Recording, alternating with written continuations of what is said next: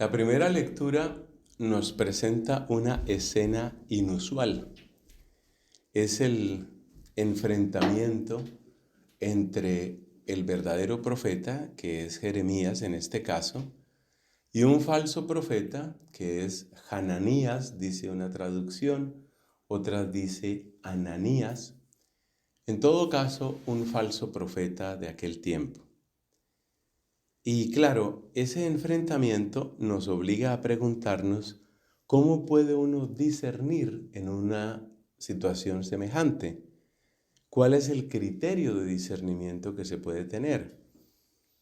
Porque la Biblia dice, en las cartas pastorales, por ejemplo, la Biblia dice claramente que en los últimos tiempos, que no sabemos cuánto tiempo duran los últimos tiempos, dice que en los últimos tiempos vendrán falsos maestros, vendrán falsos profetas. Entonces, uno necesita un criterio. ¿Cómo se puede saber distinguir? Este tema no se queda solamente en las profecías. Esto tiene que ver, por ejemplo, con los libros. ¿Qué libros compra uno? En una época era una garantía simplemente ir a una librería que se llamara católica y uno entra a la librería católica y lo que hay ahí son buenos libros. Y la verdad, una gran mayoría de los libros que se pueden encontrar en una librería católica son de mucho provecho. Pero, lamentablemente, se han ido metiendo también muchas otras obras que cuando uno las mira más de cerca, ve que no corresponden realmente a nuestra fe. Una historia triste que cuento de mi país es cuando me invitaron para un retiro espiritual con un pequeño grupo de novicias. Esta comunidad tenía su pequeño grupo de novicias y sí tuvimos un día de retiros y ellas tenían un oratorio pequeño, bonito, que era propio del noviciado. En ese oratorio había una biblioteca que casi parecía de juguete porque también era bien pequeñita, adaptada al tamaño del lugar. Y bueno, en un momento de silencio, de meditación, me pongo yo a ver los libros que estaban alimentando a esas novicias. Y claro, sin que uno sea experto en todo, pero uno se empieza a dar cuenta, esto no le hace bien, esto no hace bien. Y bueno, no es que uno quiera ser profeta de desgracias, pero de ese grupo de novicias no quedó ni una. Porque claro, así como el cuerpo se alimenta con, qué sé yo, proteínas y carbohidratos y lípidos y bueno, todo este tipo de cosas que nos describen los nutricionistas o nutriólogos, pues el alma se alimenta ¿de qué? De lo que uno oye, de lo que uno lee, de lo que uno ve. Entonces ese, por ejemplo, fue un campanazo muy fuerte que me hizo caer en cuenta, no puede uno fiarse simplemente de que la librería sea católica o la editorial sea católica. Esto es solo para mostrar que el tema de los verdaderos profetas y de los falsos profetas es más profundo y más actual de lo que parece, porque tiene que ver también con la verdadera enseñanza, la falsa enseñanza. Si una persona se está alimentando de algo que en el fondo es falso, ese pan mentiroso, ese pan falso no alimenta. Usted piense lo que pasaría en el cuerpo humano si a uno le dan alguna cosa que parece que es pan y uno se lo come y lo otro parece que es, qué sé yo, carne, por ejemplo, y uno se la come y resulta que ni el pan es pan ni la carne es carne y eso no alimenta nada y uno días y días comiendo eso pues se está desnutriendo y luego vendrá pues la enfermedad, la debilidad, incluso la muerte. O sea que este es un tema que nos importa muchísimo, la verdadera y la falsa enseñanza. No todo nos lo va a decir, no todo lo va a decir un solo pasaje de la Biblia, como es el caso de este de Jeremías, pero sí hay varias enseñanzas que debemos tomar aquí. Hay varias enseñanzas. Una expresión que utilizan ahora algunos jóvenes y la citan en inglés es red flag, ¿no? Una bandera roja, una banderita roja. y lo citan casi siempre en el contexto de las relaciones afectivas, ¿no? Como diciendo, pero date cuenta que eso había varias banderas rojas, o sea, el hombre, pues típicamente son conversaciones entre chicas, el hombre ya te había mostrado varias señales de quién era él en realidad y tú seguiste adelante, o sea, hiciste caso omiso de las banderitas rojas. Entonces, las banderas rojas son las advertencias que uno tiene que tomar en serio, porque hay situaciones que uno dice, yo debo tomar en serio esto es importante, ¿no? Entonces miremos banderas rojas en el caso de Hananías. Sigo la pronunciación de la traducción que se leyó aquí.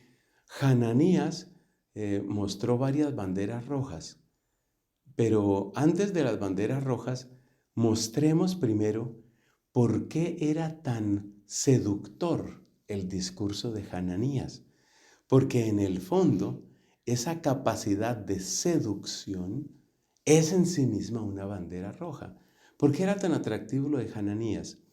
Pues mire, ¿qué había pasado? Lo que había pasado es que un general del ejército caldeo, el imperio caldeo con capital en Babilonia, un general del ejército caldeo llamado Nabucodonosor había llegado a Jerusalén y había saqueado el templo. Tenga en cuenta que la destrucción de Jerusalén sucedió como en dos etapas. En la primera etapa, lo que hicieron fue saquear la ciudad, el palacio real y el templo, que era donde estaba lo más valioso de la ciudad, y se llevaron los vasos sagrados, se llevaron todo eso. Esa fue la primera incursión.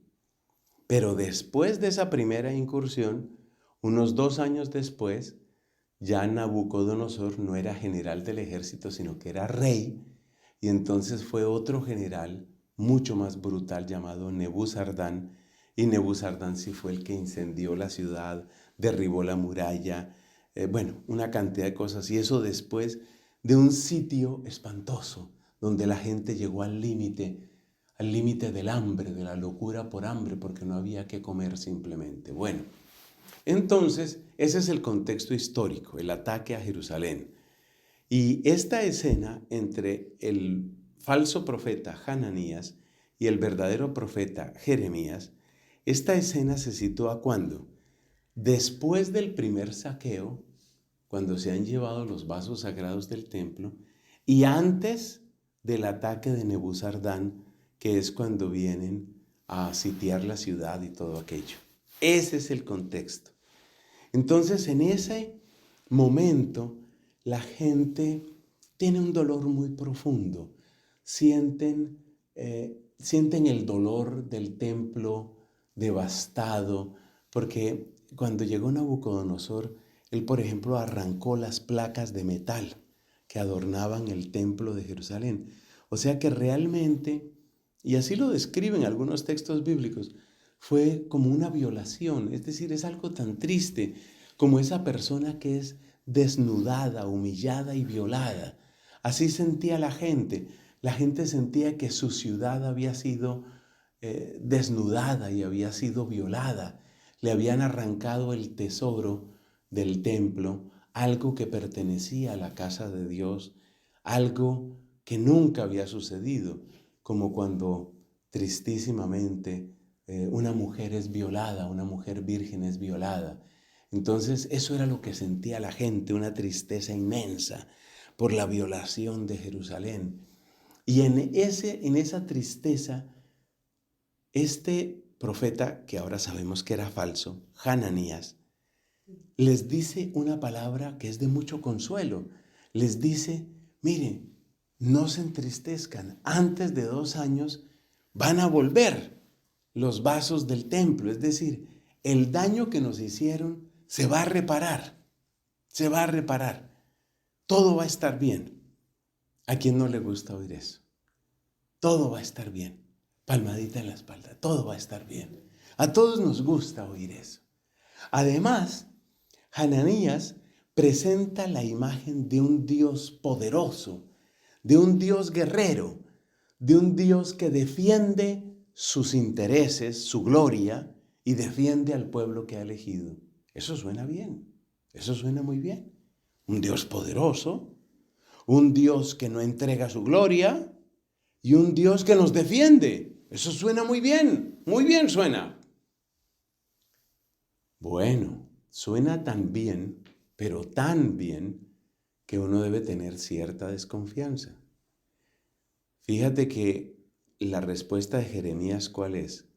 Jeremías dice, amén, amén, que así lo haga Dios. Pero yo como que no estoy acostumbrado a eso, porque yo veo que los profetas, más bien lo que nos toca anunciar es guerras y pestes y cosas duras.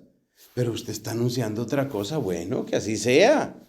Así sea, es que yo tampoco es que desee una cosa contraria, está bien. Pero Dios le habla al profeta Jeremías. Y ya pues recordamos lo que le dijo Jeremías. A ti no te ha enviado el Señor. Le dice Jeremías a Hananías. A ti no te ha enviado el Señor. Bueno, ahora sí mostremos las red flags. Mostremos cuáles son las advertencias. Y la mejor manera de percibir estas advertencias es hacernos esta pregunta. Lo que Él dijo, ¡ay, delicioso para oír! Delicioso. Me hace recordar la advertencia que hizo San Pablo. San Pablo dice, la gente se va a buscar maestros que les endulcen el oído. Entonces el primer signo, la primera señal peligrosa es cuando me dicen algo muy peligroso. ¿Peligroso por qué? Porque es lo que yo quiero oír. Y yo sigo con las comparaciones de los hombres y mujeres porque son bíblicas.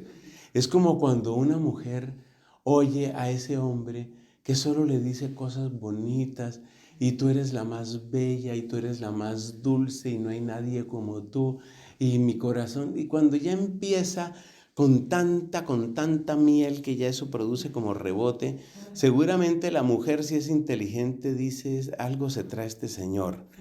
Eso tanto elogio y tanto cariño, algo raro hay aquí. Eso mismo debe tener uno con los falsos profetas.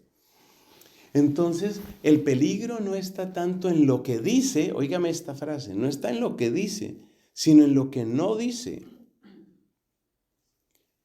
Entonces, repasemos las palabras de Hananías, así de memoria, no las vamos a volver a leer. Repasemos las palabras de Hananías y decimos, bueno, a ver, dijo cosas bonitas, ¿no?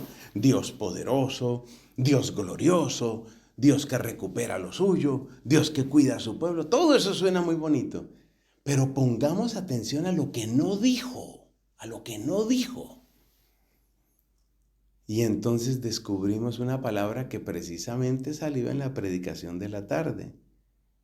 No habló de conversión. Ah, esa señal está muy peligrosa. Es decir, este hombre está anunciando que Dios va a dar cosas buenas y grandes y sí, cosas maravillosas. Y la conversión, no habló de conversión. Ese es el signo más peligroso. El que me hable cosas muy bonitas de Dios, de la espiritualidad, de la religión, la contemplación, pero no aparece la palabra conversión. Eso es muy peligroso, eso es muy sospechoso. Porque resulta que la primera palabra que dice Cristo en el Evangelio es convertíos porque ha llegado el reino de Dios. Esa es la primera palabra que dice Cristo. Y esa palabra este Señor no la dice. No la dice. Los apóstoles predicaron la conversión. Por ejemplo, San Pedro, en el episodio de Pentecostés, les echa en cara el pecado a ellos. Les dice, ya Pilato iba a liberar a Cristo y ustedes lo hicieron matar por mano de paganos. Ustedes son los culpables de la muerte del Mesías. Les denuncia. Entonces, ¿cuáles son las dos grandes banderas? Ya vemos que son dos. Aquí no hay denuncia del pecado. Hananías no denuncia el pecado. Él habla de esto como si hubiera sido un meteorito que llegó y se llevó las cosas del templo. Vea qué tan raro. Pero tranquilos porque otro meteorito va a traer las cosas del templo. No. Espérese, que es que hay una historia de pecado y Hananías no denuncia el pecado. Y por consiguiente tiene que venir una conversión. Y Hananías no habla de conversión. No habla de conversión.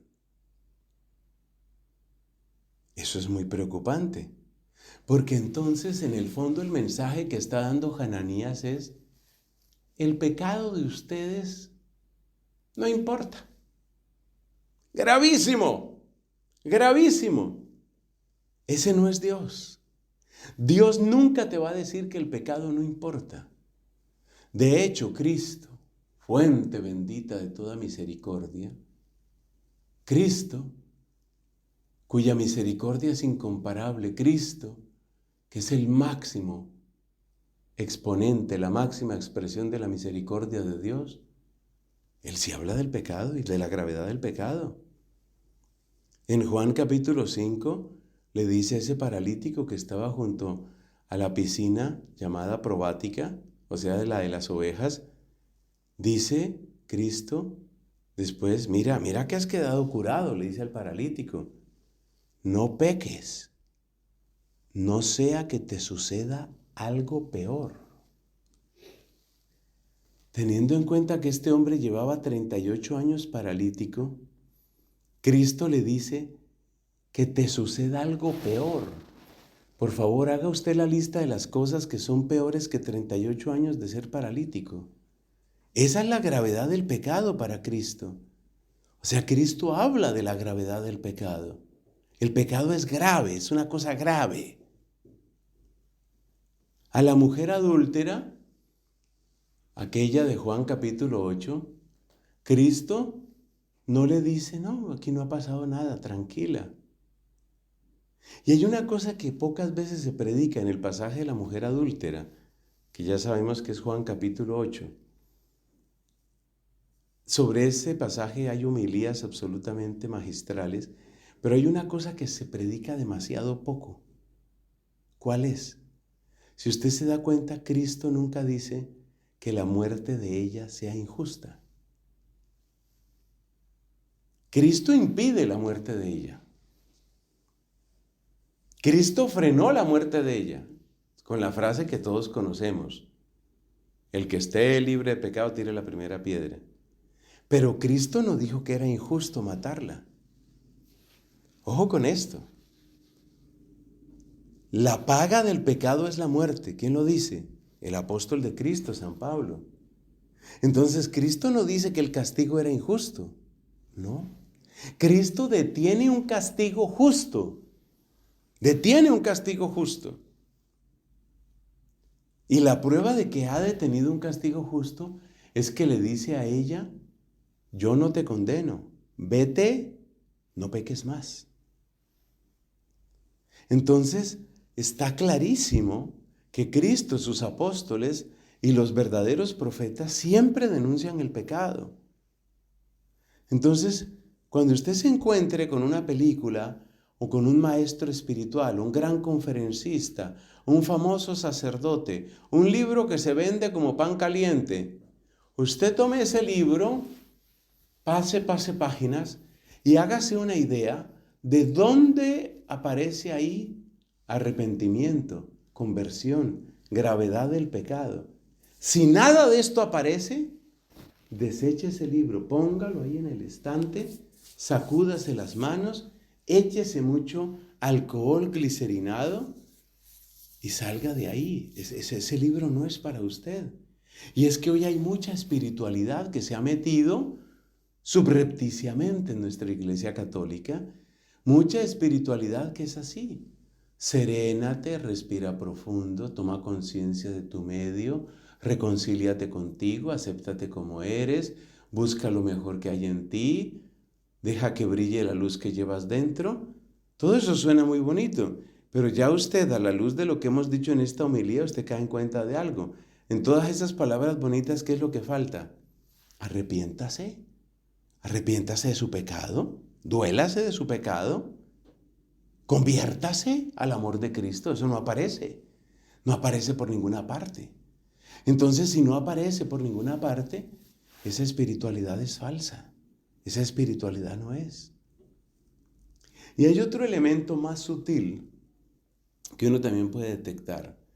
Y es que en el pueblo judío había ofrendas por el pecado y ofrendas para pedir perdón por el pecado. Mejor dicho, sacrificios. Por ejemplo, usted se acuerda del chivo expiatorio, que eso se ha convertido como en un lugar común, hablar del chivo expiatorio, pero es que es verdad. En la ley de Moisés se hablaba que una manera de pedirle perdón a Dios era como entregarle los pecados simbólicamente a la cabeza de un chivo que había que botarlo al desierto para que muriera claramente en el desierto. Y la idea era un sacrificio, que él se llevara el pecado del pueblo. Y luego cuando ya se establecieron en la tierra prometida, había sacrificios por el pecado. ¿Dónde están los sacrificios por el pecado en el discurso de Hananías? Nada. Te repito, es como que, se llevaron las cositas del templo, pero ya regresan las cositas del templo y la vida sigue. ¿Y el sacrificio por el pecado qué? Porque es que toda la predicación de Jeremías, que es una predicación tan dramática, toda esa predicación de Jeremías tiene que ver con el tema del pecado. Y Jeremías mira la acción violenta de los caldeos, la mira como el dolor que hay que padecer por la rebeldía. Es decir, es un sacrificio. No es un sacrificio en el templo, pero es un sacrificio que nos toca ofrecer porque hemos ofendido a Dios y tenemos que enderezar nuestro corazón y nuestra vida. ¿Dónde está el propósito de enmienda? ¿Dónde está el sacrificio? ¿Dónde está el arrepentimiento? ¿Dónde está la conversión? Todas esas son banderas rojas. Y esas banderas rojas fue las que vio Jeremías en su oración y por eso dijo, esto es mentira. Este tal Hananías tiene una palabra dulce. ¡Uy, qué alegría oír a Hananías! Pero es falso. Y esto le sirve a uno mucho. Le sirve a uno mucho, por favor, tengan cuidado con lo que ustedes leen, con a quien escuchan, donde no aparezca arrepentimiento, sacrificio, valor de la sangre de Cristo, redención. No, eso no me sirve, eso no es. Eso no es, y no nos vamos a dejar engañar, porque nosotros pertenecemos al Dios vivo, a quien sea la gloria por los siglos. Amén. Amén.